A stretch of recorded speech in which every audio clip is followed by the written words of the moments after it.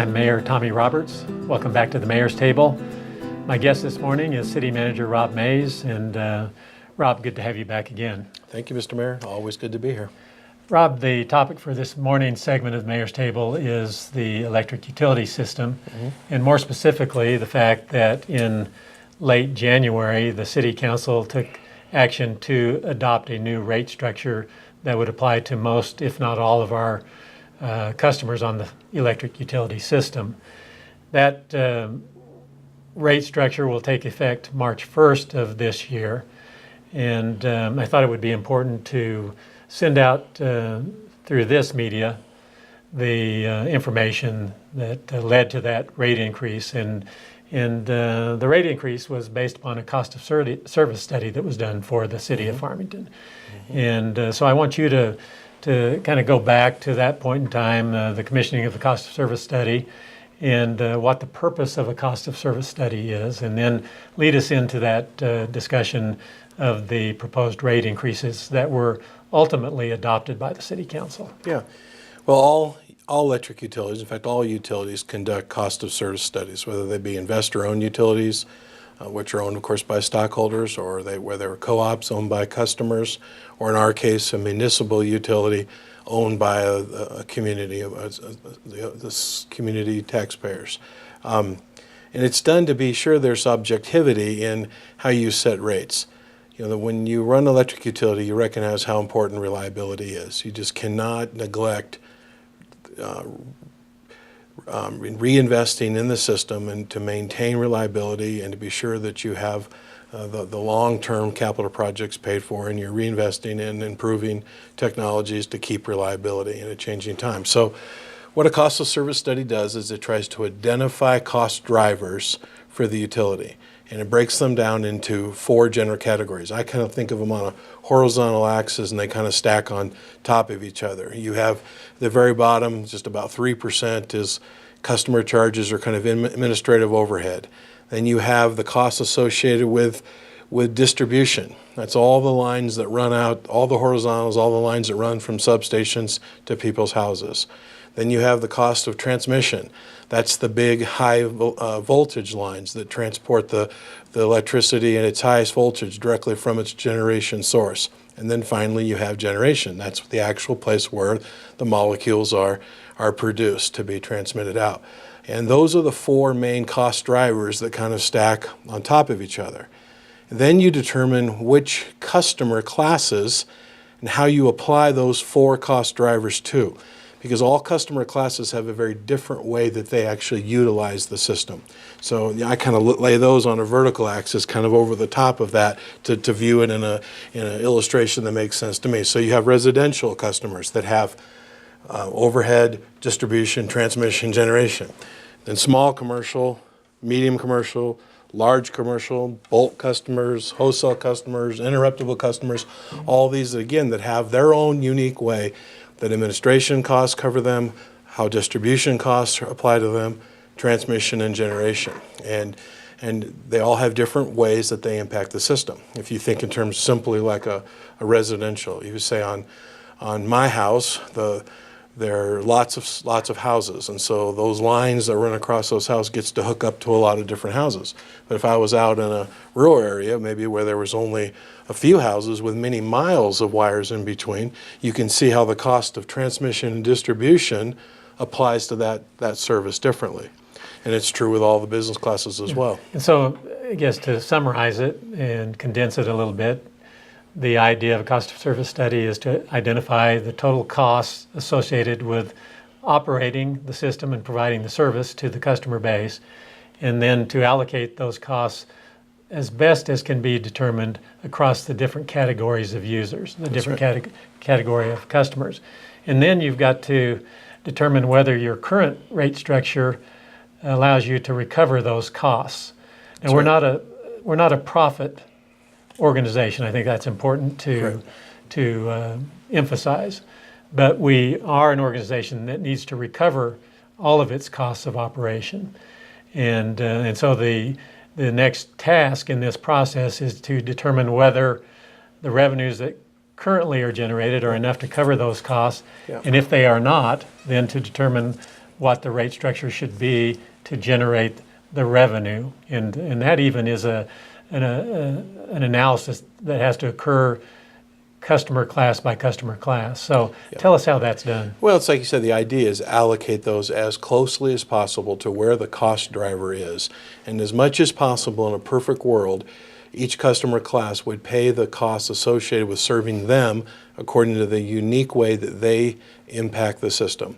Now, you never can get it exactly perfect, but that's the goal. So you try to reduce subsidies within those classes and have your rate structure as fair and equitable as possible.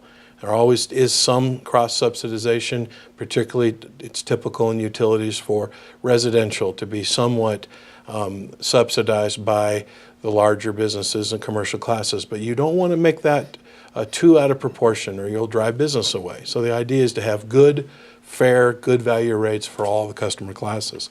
So in our case, those costs are all allocated amongst those based on their profile of how they use the utility. And that really boils down to measuring the way they affect demand and peak demand particularly, kind of our fixed costs versus our variable costs. So our variable costs are about 50% of our total operations. They don't change. Whether we sell a single molecule of a single electron of electricity, our fixed costs stay the same. That's to have the generation asset sitting there that can be ready to generate enough power to hit the peak. And then all the wires and transmission lines that get that electricity. And that's just the cost associated with being hooked up, and that the city is standing by ready to provide electricity at our absolute peak. So the way that gets interesting is that you take, say, a business maybe that runs 24/7 with a very level load, what we call demand, and they run around the clock. Well, that's a very efficient use of electricity because we can build the right size assets, the right size generation unit, and have it ready to serve that. But take another company maybe that works one shift a day, or maybe one that occasionally works a second and third shift, or maybe within the 8-hour shift they use a lot of electricity for 3 hours and the other 8 hours not much. So their usage may be like this. And that's called peak demand. We have to have the assets and the costs associated with our fixed costs to be able to serve the highest peak that the city ever has. And when people don't use a lot of electricity, the fixed costs don't go away. And so we have to figure out how to recover those costs in a fair way. Well, with that discussion as background, let's move into a discussion of what the rate revision proposals were, and the council adopted those recommendations. Yes. So we can talk about what will actually come into place in the context of rates on March 1st. March 1. So the first thing that the cost of service showed was that we were under recovering revenue in total by about $2.8 million utility-wide, or about 2.9% that we're under recovering. And that's broken down in those different classes. But most of the under recovery was coming in the residential class. In fact, fairly significantly, we were under recovering by about 24% amongst residential. All of our other classes are pretty much close on. So what we're doing is phasing in over 3 years small incremental increases to try to not only bring that back into balance, but to recover that $2.8 million that we're falling short. It's interesting to note that the council wanted to, and the Public Utility Commission were cognizant of the economy and struggling families and wanted to spread that increase out over 3 years. That's actually going to cost us about $2.4 million out of our cash reserves in order to subsidize that under recovery of revenue over the next 3 years. But it boils down to this. It's only 2.5% per year for our residential customers. I've heard rumors of people talking about they're having hundreds of dollars of increases, and that's just not the case. It's 2.5% a year over the next 3 years, which is really not much above inflationary factor. And what that boils down to in dollars is the vast majority of our customers will see between $1.50 and a $2.50 a month increase. So this is in our residential class. That's the vast majority. The highest is up as high as $4 a month, and that's again, it's based on how much electricity they use and so forth. But the average runs from, we have about 12,000 customers are going to see $1.50 a month. About 15,000 customers are going to see a $2 a month. About 5,000 are going to see a $2.50 a month. So that's it. It's moderate, it's minor, and it's phased in incrementally. It's probably wise on a system-wide basis to do these cost of service studies on a fairly periodic basis, fairly frequent Yes. periodic basis. Every 3 to 5 years, I think, probably is the best That's right. best practices in the industry. And so I assume that at the end of this 3 year of phasing in these residential rate increases, we'll probably be doing another cost of service study. Yes. Yeah, our current policy is every 3 years, because whether it leads to a rate increase or not, you need to look at this fixed cost versus variable cost recovery, and you need to look at the subsidies between the different classes, and to be sure that you've got to be reasonable with all your classes. If all of a sudden you found your business classes are paying more than they should, you could be hurting economic development. So you have to maintain that objectivity, and if not, you're just shooting in the dark. And so it's a way of bringing some really good due diligence to the process of setting rates. And it's one of the biggest responsibilities that regulators have. You are the city council is the regulators, and there's a lot of temptation to not recover costs, because no one wants their electricity bills raised. But if we neglect it, we'll get behind, and we'll fall behind in infrastructure, and we'll start having outages and not be prepared. So it's very important to, we don't want to repeat the Super Bowl fiasco of some years ago. So In the time that we have remaining, I want to focus on the impact of the new rates on a sector of our customer base that's relatively small in number, but one that is very engaged in a worldview of renewable energy and promoting renewable energy as a source of electricity.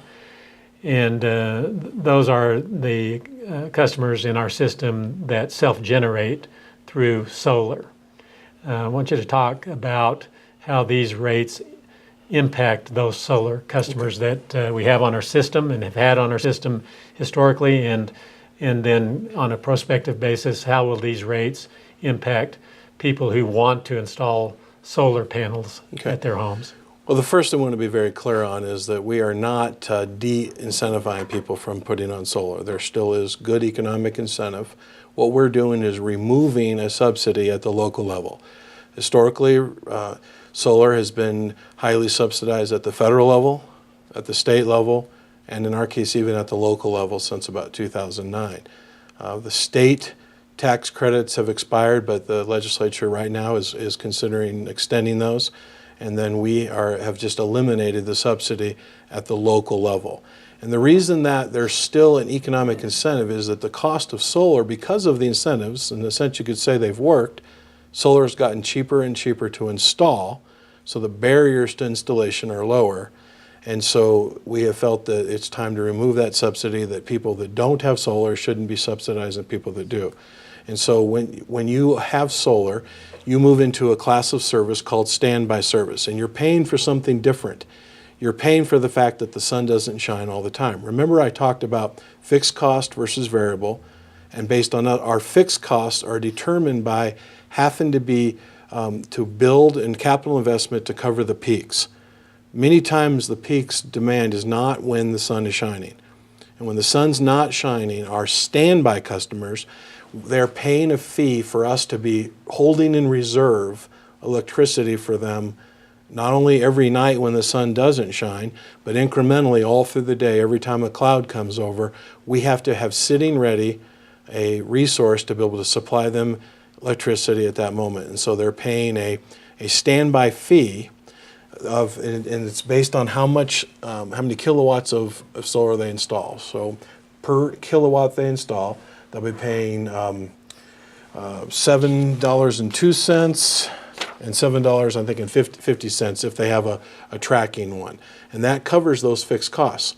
It's interesting, again, if you take the typical residential house in Farmington, the average bill is about $80. $40 is fixed. That costs the city $40 to serve them, whether they ever use any electricity or all. So what this does is it compensates for the fact that their share of that fixed cost. And we did some interesting calculations to ensure that there was still financial incentive.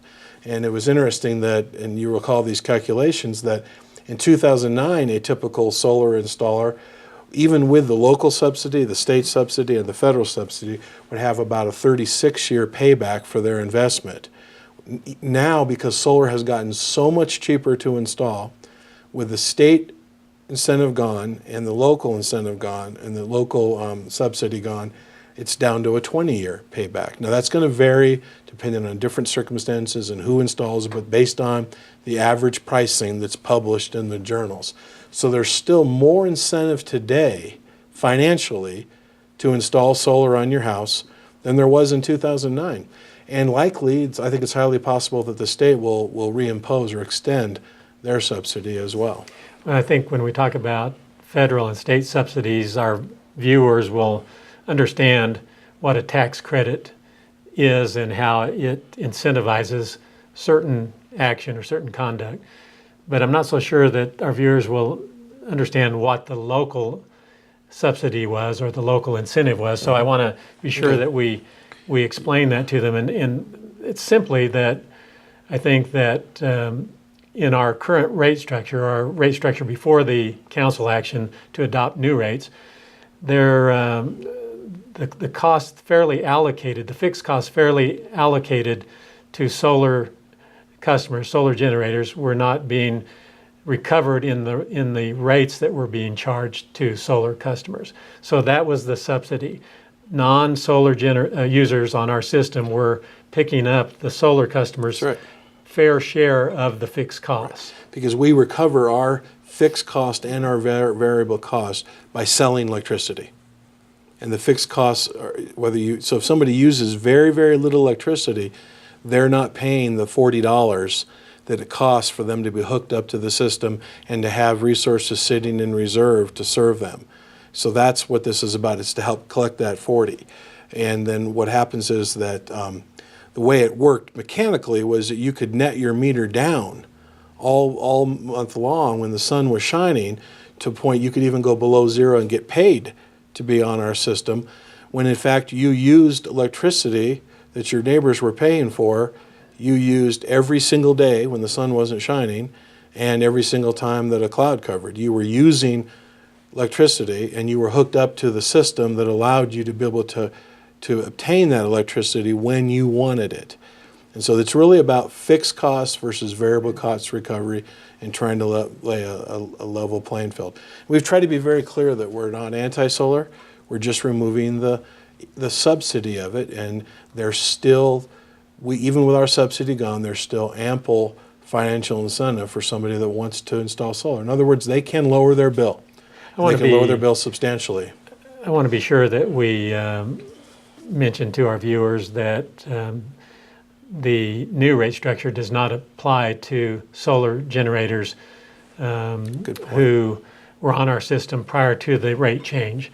And those people were grandfathered in, so they'll continue to operate under the system that existed prior to the rate change. Yes. They will not be impacted by the standby service rider. Yeah. So that's important for everyone to realize as well. That's because they entered into long-term financial contracts based on our rate structure, and the council felt it was the fair thing to do.